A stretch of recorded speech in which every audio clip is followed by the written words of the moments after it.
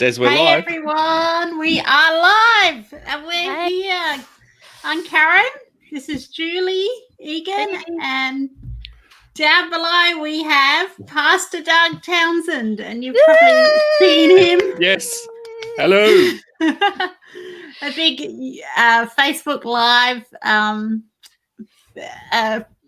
a big star on Facebook Live, I suppose. I see him nearly every day pop up in my Facebook feed, and everyone probably does as well. I don't know about a big star, but I try and post regularly. Yes, he's very regular. So, he is very regular. Yeah. It's fantastic. So, yeah, cool. It's good. So it's good to be here. How's life treating you both?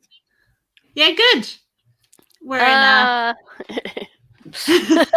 You guys are in lockdown because you're in Victoria, but I'm kind of safe just over the border, trying to help them.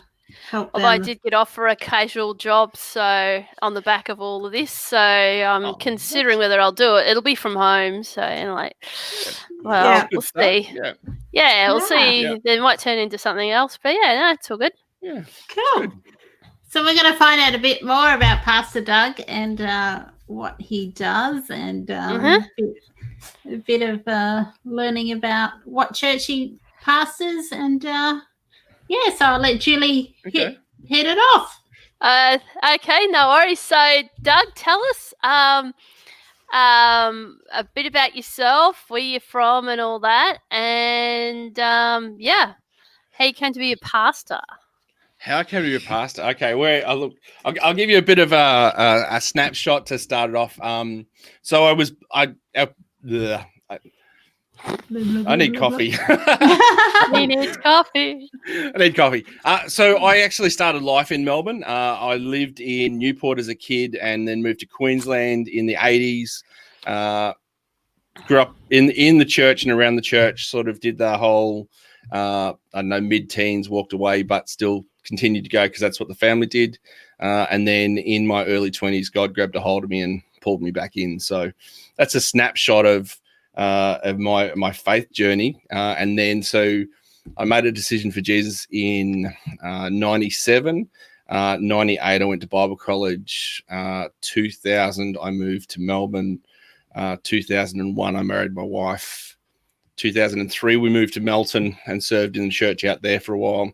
And then 2014, we planted the church in Altona, coming back full circle to where I started life. So we've had the church in Altona, which is now Big Heart Church. We originally planted it under the title Inspired Life. And then after a couple of years, sort of changed, felt just it was time to change the name through a few things that God was obviously putting on our heart, and it probably more reflects our heart and who we are and that.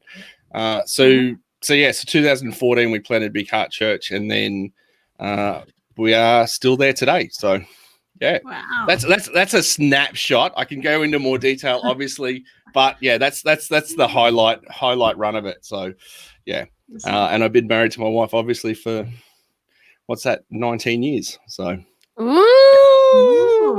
big year next year. Big year next year. Yeah. So, don't forget. And no, definitely won't forget. And look, I think for us, like, we've served in ministry the whole time together. So in one form or another, from young adults, youth ministry, young adults, through to whatever pocket of the church it needs to be, and then through that, just sort of recognize that pastoring or planning a church was always going to be on our cards from day dot. So yeah. So did you feel God called you from a young age to or from after around your teenage years when you came back to him to be in ministry? So I don't know about whether I felt that. I always knew that after I'd made a decision for Jesus, I was 22, I think, when I recommitted my life. And so from that point on, I always knew that God was going to do something in my life, but I never quite knew what it was. And then as I went on in time, I think for me, it was like coming to a place where I'd said yes to Jesus. And then I had an accelerated growth track, I suppose. I went from being youth, just a person who attended a life group for a number of years, to the person who took over the life group like within 3 months of saying yes. And then because I wanted to learn what I was doing and why I was doing it, I felt I needed to go to Bible college. And probably the next 5 years of my life, all I felt like I was doing was playing catch up. Like God was just getting me back to that place that I should have always been if I'd never walked away. And in that journey, it was kind of identified that, ministry was where we ultimately want to be long term. Yeah. Oh, that's good. And it's pretty good that you husband and wife can serve together. Doesn't always happen for all of us. So some of us have got walks, but it's good if you can do it together. Well, that's right. But I think if you're a husband and wife, then even though you might not be upfront together, if you're supporting each other and the role that you play, I think that's the positive side of it. Yeah. God calls us to ministry together. He puts us together. And our strengths and weaknesses are highlighted in each other. Absolutely. That's right. Well, spot on. So. And how did you go behind planting a church? Did you find that easy or difficult or challenging? I still find it challenging. 6 years, 6 years down the track. I don't know. We had always been talked about either planting or pastoring in some way or another from the time we got married. So when we looked at planting Big Heart, prior to that, every holiday we would go on, there were two things that I'd do. Is I would look at what does the real estate look like where we were, because I want to buy a house wherever I live. And my second question is, how would we plant a church there? And that was every holiday. It didn't matter whether it was on the Gold Coast. It didn't matter whether it was in Mildura. It didn't matter whether it was in country New South Wales. Wherever we went, there were two things that I always did wherever I went. So I think God just had it ingrained in us. And for me, every role that I've ever had professionally, since I went into youth work I shouldn't say every role, probably 90% of the roles have been created for me. And every role that my wife has had, with the exception of her first job, have been created for her. So I kind of see us as just having this natural God-given, let's just get things started and get things rolling. On our lives. So for planning a church, it was challenging. It still is challenging. And, I think it will always be challenging. So what's the general demographic out in the area that you're in? Like, is there a cross of different cultures out there? What relative age groups are the main lot of people you have out there predominantly? Yeah, so we're in Altona, so we're on the bay. So we're probably a more gentrified demographic. The place where we've actually planted the church, where we planted Big Heart initially, was in Altona. So Altona itself is kind of like this little sleepy country town village in the middle of metropolitan Melbourne. It's hidden behind all the oil refineries and all the industrial area. So it has this village feel to it. You kind of wander into this area and go, wow, how did I not know about this? I think it's actually one of Melbourne's best kept secrets. So when it comes, it's beautiful. The bays, you've got the bay. It's probably one of the best beaches in Melbourne for kids, friendly place to be. So demographics wise, it's probably more a higher socioeconomic demographic, a lot of older people who have either been in the area for a long time. The youth and that in the area used to actually have to leave the area to go to high school after they got past grade 9. So that sort of thing has changed in the last couple of years. But because we've got big house blocks, the house blocks tend to get split up into multiple units these days. So it's a shifting demographic where we are. But in Hobson's Bay itself, when we planted, there were no ACC churches in Hobson's Bay.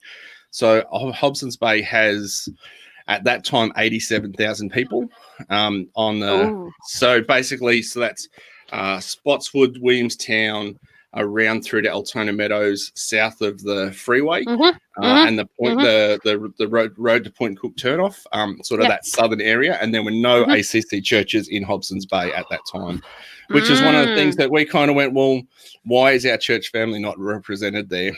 So we were kind of really keen to get back in there and to do something in that space. So it's good. It's good. Yeah. It's fantastic. So you seem to have a pastor's heart or a church planter's passionate heart as well, where you see everywhere you go, you see potential in having church plants, which is really inspiring. And keep it up, Pastor Doug. This might be many more to come.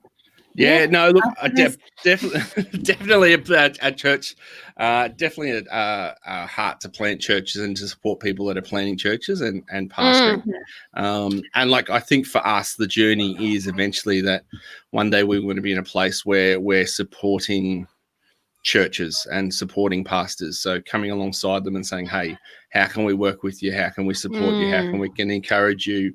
Whether they're in the city or the country, just being able to come alongside them and provide that team or that support for them, and even being able to say, hey, go and have a holiday and we'll look after your church for 2 or 3 weeks while you go and have a holiday because you need one. So that's our heart, ultimately, where the sort of stuff we would like to be doing or have teams that do that. So that's even going above and beyond what I know ACC state execs would do, because they always encourage pastors to plug in there, and if they got an issue or something, they always you got them to talk to as your support. But having something even better than that, to extend that out, is a beautiful thing. I think a lot of other places need that sort of thing going on as well. Very true. So what gets you really excited, Pastor Doug? What gets me really excited? Okay. Just talking about coffee an awful lot. Look, coffee. I am passionate about coffee. I do love coffee. There's no advertising on that cup, is it?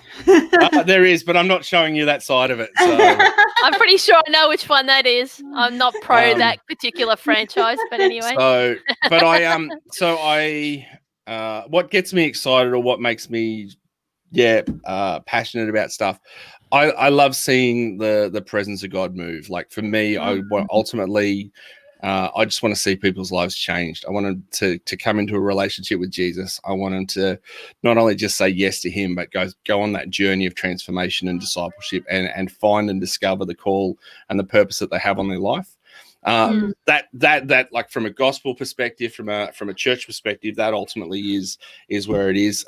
For me, when it comes to other passions and hobbies, I like riding motorbikes, I like 4-wheel drives, I like camping, I like doing all those things.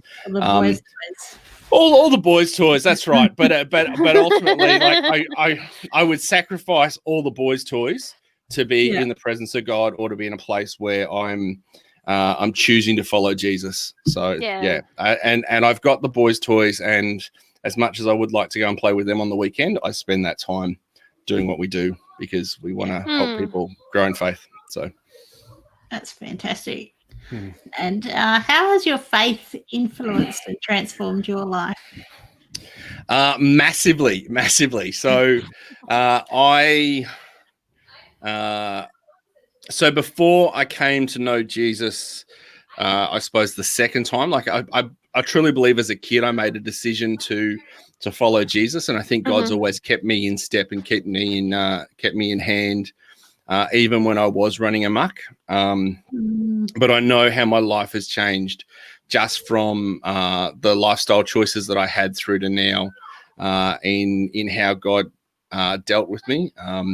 I went through a stage there where probably before I said yes to Jesus, I wouldn't say I was an alcoholic, but I used to binge drink an awful lot. So I growing up in Queensland in that drinking culture. That was a big part of what we did and who we saw ourselves as, just on weekends. It's kind of like you would just go and binge drink until there was nothing left, and then you would get up and go to work the next day, and then you do it again, particularly over the weekends. So I've seen my life shift in that. I've seen how God's shifted my attitudes. I've seen how God has shifted my passion and my heart for him. I went from being someone who would argue the gospel to someone who now wants to declare the gospel. So it's been massive. And I think even in the way that it's shaped my education. So I don't know, like obviously you guys mentioned before that I do a lot of live streams, and I feel like even in my preaching and those things, there have been things I wrestle with, because I don't think I've ever been officially diagnosed with the dyslexia, but I reckon I've got a form of dyslexia, just because of the way the words get twisted up in when I read. So even when I'm reading out loud, for me, that was always a battle and a struggle. And I look back at my education, like when I first went to Bible college through to now, and I wouldn't even pass myself on the things that I wrote back in Bible college, in how I wrote assignments and that. And now, like I've got a postgrad in international community development. So God's taken me on this massive journey of going from not wanting to do anything in high school except read Street Machine magazines, through to education, pastoring a church, communicating regularly. So massive formation, spiritual formation change, and continuing to grow. Yeah, I just want to encourage you, Doug, because a couple of the times you've actually been really personal in the mornings that you share with us. And I think for a lot of us, I mean, if me and Jeff and all the other regulars that came on were able to, and Karen included, were able to say that you, it's the thing we miss. I think I've encouraged every single pastor that I've ever worked alongside. People tend to think of them in buildings and not necessarily as people with commitments and lives and work schedules and all the other crazy things that go along with it.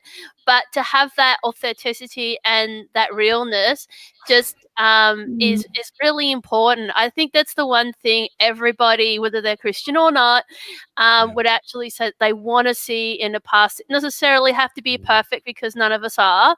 So embrace the weakness or the thorn, if you want to put it like that, and be encouraged in that, because we just think it's excellent. It gets me going in the mornings, and I know I have my own personal struggles with certain things at the moment. But it really helps us to have a bit of a laugh, a bit of a cry as well. So it's all what life's all about. And to see that really happy, bright face. Yeah. At such an early hour of the morning over here, anyway. The only thing that gets me is though you keep saying about coffee, and I've got to restrict my coffee usage every week, and it's just so hard. So my addiction is, my name's Julie again, and I have a caffeine addiction. I mainline coffee. I can drink coffee all the way to the point I go to bed and then just go to sleep. So it's not. I just have one of those unique tolerances. Yeah, depends on who makes the coffee, how I react. So I guess this is sort of a dual question. Now, what is your greatest lesson in life? And if your younger self was in front of you, what would you say to your younger self? Okay, so there's two questions there. So my first thing, if the younger self was in front of me, what would I say to my younger self is probably your mum and dad were right, and you probably need to go easier on them and pull your head in. Right on. That's what the truth is. Like that's probably the truth. Like, just pull your head in, Doug, and your mum and dad are probably right. So, but as for, and the other part was what would I tell myself? Probably don't be as hard on yourself as you are. But the second thing is learn how to learn. Yeah. Sorry about that. So that's okay. Don't be as tough on yourself. And the second thing would be learn how to learn. So when I was at Bible college, one of my lecturers, it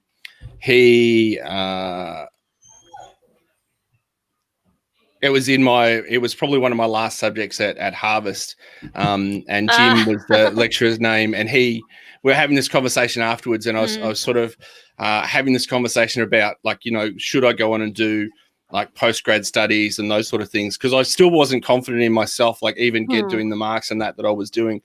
And his advice to me was, if you learn how to learn, it doesn't matter. You can go and teach yourself anything. That advice has been stuck with me. And when I've worked in classrooms and I've worked with young people, I've continued to pass on that advice to the young people that I work with. So cool. Yeah. That's good. Excellent. I like that. Yeah.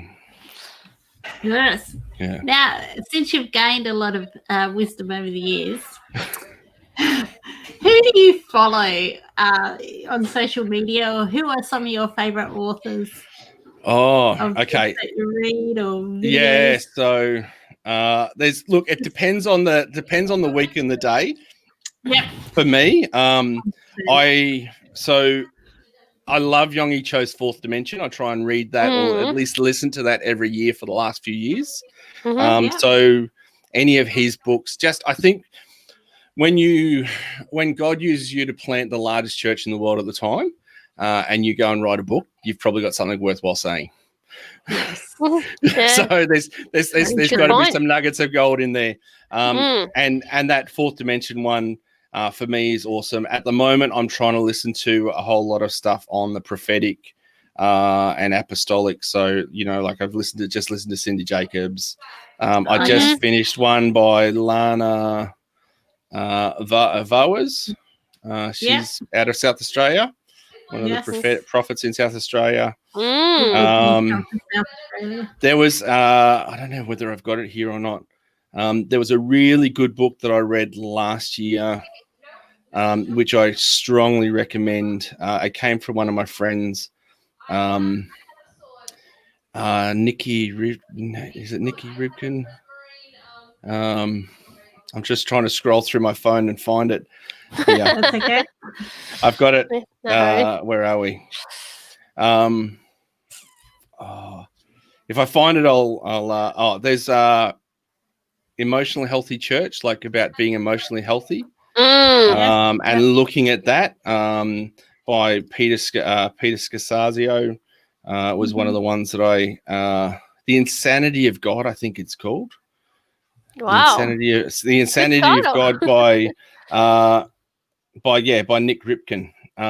So The Insanity of God by Nick Ripken talks about his journey. So he was a missionary in Somalia before like the movie Black Hawk Down. So he was actually had been doing missions and work in Somalia, based out of Kenya, and that and his actual base in Somalia was like within a couple of kilometers of where Black Hawk Down happened, the movie, at the time that it happened. And he was already in there as a missionary.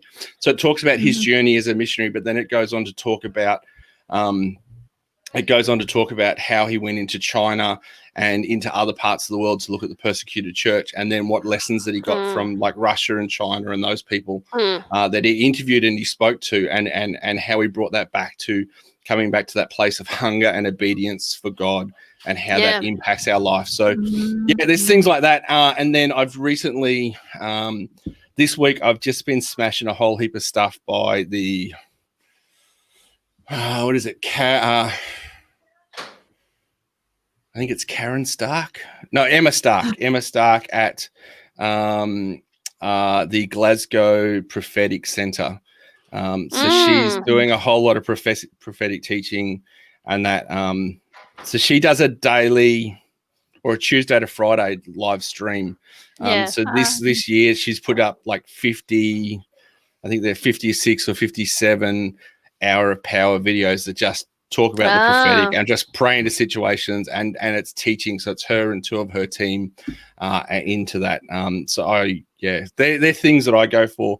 But then I also go into like a whole lot of different secular stuff, global economic stuff. I'm interested in all of that stuff. I'm interested in media. I'm interested in photography and videography, and just as I said, it depends on the day to what rabbit hole I go down. So understandable. But the other thing I'd recommend is I got two mates of mine that are doing some stuff on YouTube called the Vlog Pastors, and they've got two separate channels, and that is Jared Brown and Joshua Verwers, and they're two pastors that actually run YouTube channels on their own, but then they talk about what does what does that look like in a ministry context, and how do we use YouTube to reach people and to connect with people. So really, really enjoy what they're doing and enjoy their heart. So yeah. Would that be one of the resources you used during COVID-19 as a pastor? It's probably not one of the resources that I've used, but a lot of what they've said already lines up with the stuff that I'd already been doing or researched.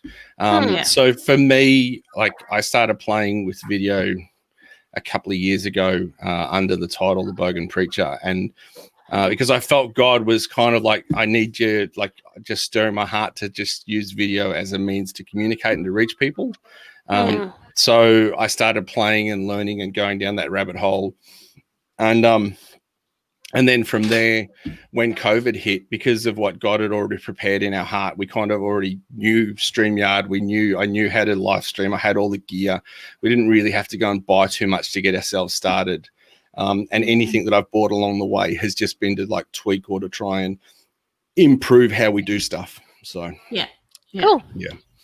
So what would you recommend to other pastors during this COVID-19 time? What would I recommend? First of all, get alone with God. Just get alone with him and get his voice on what you're meant to be doing in this season, and take this season as a time of preparation for what God wants to do in your life, in your ministry, in your church, and how you prepare for the next season. Because at some point we're going to come out of this. At some point the world is going to start to open up again. But it might take some time. So let's take this time just to prepare ourselves and get ourselves ready and position ourselves for what's next. My personal belief is that what we're doing now is the future. I think the way that we communicate, the way that people are comfortable communicating and engaging in online spaces is the way that the church is going to continue to grow in the future. There will always need to be a mix of in-person and online. But what that looks like in every individual context is going to change and be different for your context. So right, exactly. Yeah. No, that's good. Thank you for that. Yeah, it's cool. Thanks for sharing, Pastor Doug. I want to get you back and do a fast five. Yeah, sure. After you've done that to me. Fire away. Fire away. Okay, you ready? Yep. How do you have your coffee? It depends on the day. Normally, I drink it black. So cold brew coffee with a splash of soda water in it. So it's more like a coffee spritz. That is my breakfast these days. And if I'm drinking out, it's either a shot of espresso with mineral water or it's a almond flat white. Yeah. Wow, that's unusual. Never heard of that. Yeah. So and I make my own cold brew at home. So yeah. Oh, do you? So I make about a liter of cold brew a day. Wow. What's your favorite song? Favorite song? All-time favorite song? Yeah, we'll go with that. Look, before I was a Christian, I'd probably say it was probably something out of AC/DC. Since right on. Anything that comes out of AC/DC normally gets me pumping. Even though I know it's not always wholesome. We'll pray for you. Yeah, we'll pray for you. But I actually love like POD is the stuff that I keep coming back to if I'm listening to like rock, pop, I don't know whatever you want to call it, alive, those sort of things. Yeah. But POD is always a good place for me to start. Yeah. Favorite food? Favorite food? Oh, look, I actually got asked this by my sister-in-laws when I first spoke to them on the phone, and I said Italian, but in reality, it's probably pizza. I've got a soft spot for pizza. I love sushi and all sorts of different stuff, but yeah, pizza's probably my soft spot. Yeah, cool. Favorite podcast speaker or favorite speaker? Oh, favorite podcast speaker. I actually like Joe Rogan. I don't know if you know who Joe Rogan is. He's probably my favorite only because he gets people on who are just interesting. Like they have interesting stories and they're Christian, it's not any of that. And some of the things they talk about are right off the wall and really weird and out there. But I think as an interviewer, he's someone who has mastered the art of what a podcast is. Yeah. We'll get there one day. Yeah. So no, look, I think it's a skill though. It's a muscle memory. Like for him, he's a comedian. He's up in front of people, talking to people all that time, and then he turned it into a podcast. And worked out how to make money off it. So now he just does what he loves. So yeah, that's true. Last one, favorite Bible verse. Ooh, John 3:16. Can't go wrong with that one. Can't go one. Yeah. No, John 3:16. Has always been my favorite. It's probably the first one that I ever learnt and remembered too. Yeah, that's true. Mine too. Yeah. Oh, fantastic. Thanks, Pastor Doug. And if you want to visit Pastor Doug's Facebook page, you can find him out. BigHeartChurch.com. Oh, sorry, Big Heart Church. Just, anything Big Heart Church, and you'll find us there. Facebook, Instagram, YouTube. Yeah. Yeah, subscribe and like his page, and then you'll wake up to these early morning devotion. Yep. Good morning, church. Yeah, that's right. 8:30 in the morning. So 8:30-ish. I'm not always on time. 8:30-ish. Don't forget the Friday quiz. That's the correct time. Yeah, exactly. Well, thanks, guys. And that's okay. Thank you. Look forward to chatting next time. I look forward to it. Whatever that is. No worries. Yep. Thank you very much. Thanks, guys. Okay. Thanks, guys. Bye. Bye.